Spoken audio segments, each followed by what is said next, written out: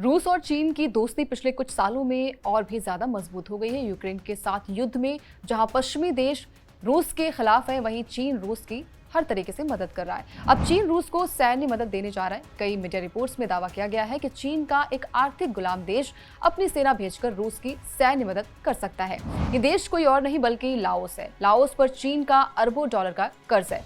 कुछ समय पहले चीन ने कर्ज न चुकाने पर लाओस की पावर ग्रिड को अपने कब्जे में ले लिया था। हालांकि लाओस का रूस के साथ भी पुराना रिश्ता है। लाओस के सरकारी अधिकारियों ने विदेशी मीडिया में चल रहे उन हालिया दावों का खंडन किया है जिसमें कहा गया था कि वो यूक्रेन में रूस के सैन्य अभियानों में सेना तैनात करने की तैयारी कर रहा है। रिपोर्ट्स में यह भी कहा गया है कि मॉस्को ने पैसे और रूसी नागरिकता की पेशकश करके लाओस के सैनिकों और नागरिकों को यूक्रेन में लड़ने के लिए मनाने की कोशिश भी कर रहा था। उन्होंने ये भी कहा कि रूस शुरू से कुर्स्क क्षेत्र में बारूदी सुरंगों को हटाने के अभियानों में लाओस के सशस्त्र बलों के इंजीनियरिंग सैनिकों को शामिल करना चाहता था।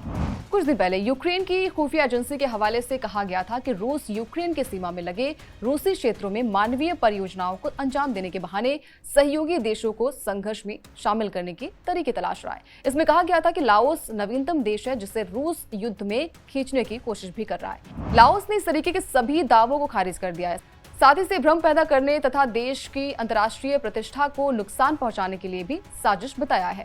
सिंगापुर स्थित ISEAS यूसुफ इशाक संस्थान के वरिष्ठ फेलो इयान स्टोरी ने कहा कि दावे सबसे पहले यूक्रेन की सैन्य सेवा द्वारा शुरू किए गए, जिसका झूठे या बढ़ा चढ़ाकर दावे करने का एक पुराना रिकॉर्ड रहा है।